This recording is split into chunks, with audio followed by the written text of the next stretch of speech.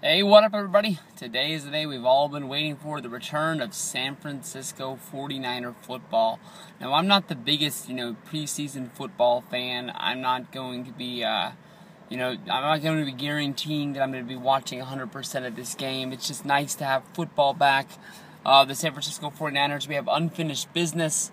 Last year, Seahawks owned us. I mean, you cannot turn the page away from that. You can't say anything other than, we had a damn good football team, but when it came down to it, we just couldn't beat Seattle when it mattered.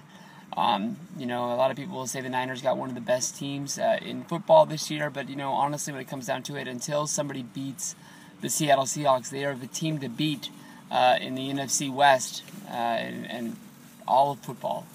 Pretty much in that matter. The Niners, they got a lot of unfinished business done in the offseason. They were able to go out and work the deal for Colin Kaepernick, get him signed up, gave him a lot of money to stay over a long period of time. They were able to actually get the deal done before Russell Wilson signed with the Seattle Seahawks. We'll have to see if that's going to hurt him or not. Seattle spent a lot of money in the offseason, signing up a lot of guys, giving them money that they deserved.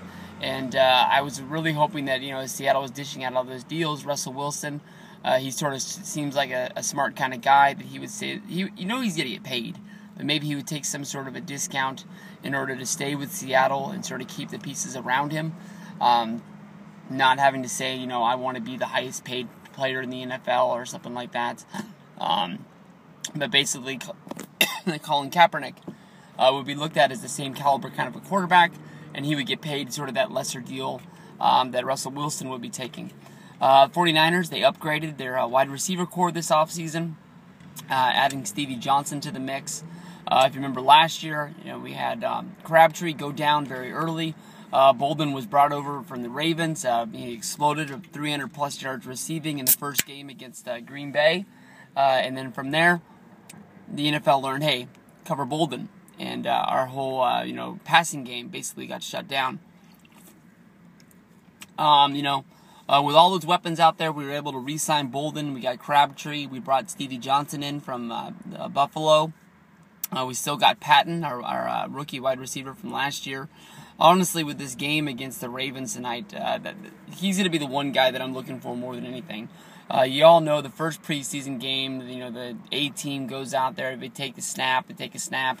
They turn the ball over, and then, on the second time they have the ball, here comes, the backup quarterback and the backup running back. I'm not really looking for Kaepernick and Gore to be breaking some sort of, preseason, passing and rushing record today. It's just going to be basically, let's take some pictures out there on the field. Let's see how everybody lines up in a real game and go on from there. Preseason's more about anything about the owners making a few dimes here, of course.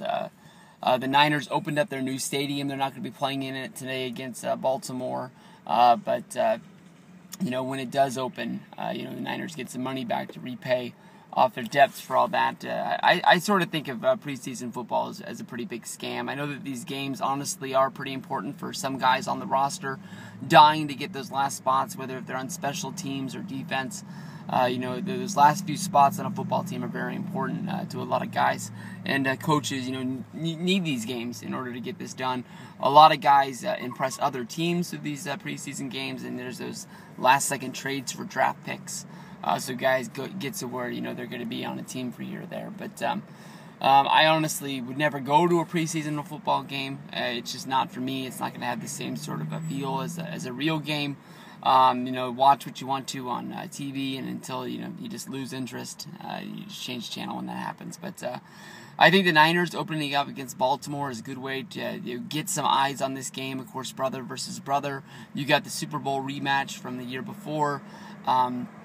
But we're not going to see the real Ravens out there. We're not going to see the real 49ers out there. It's just a matter of, just seeing how the preseason moves worked out. Of course, Kendall Hunter getting lost for the year by the Niners last week. That really hurts. A real slasher in our backfield.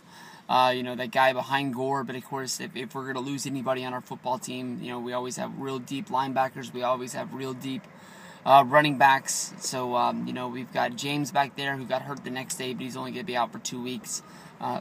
Lattimore, who's like sort of part of our dream team of collegiate football, back there. So, if we were going to lose anybody, lose that. I think if anything, the preseasonal games, the one thing I'm going to be looking at is our defense. That was the one thing that was really built and put into place before our offense got there. The one thing that was really keeping the Niners into things during those deep, dark days that we were going through.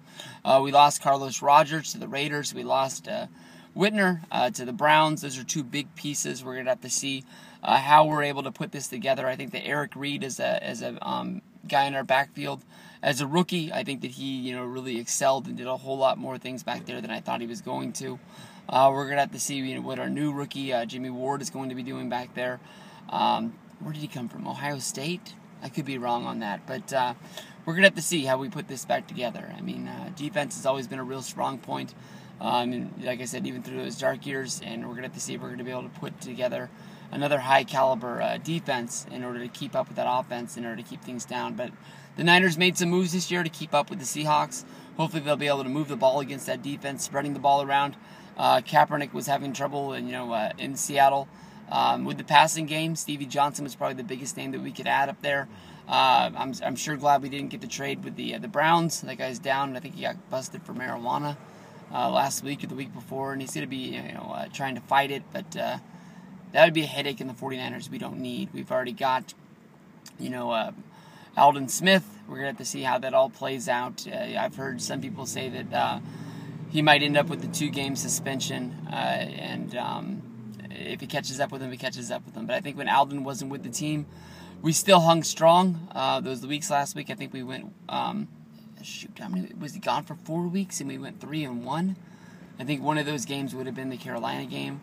But it wasn't really like the defensive line was really falling apart out there. But really looking forward to this year for the 49ers. Hopefully we'll be getting one of those Lombardi trophies to put in our trophy case and kick off the new season with Levi Field out there. And let's get this done, guys. It starts tonight against Baltimore. It's preseason football, but at least it's football. Peace out, everybody.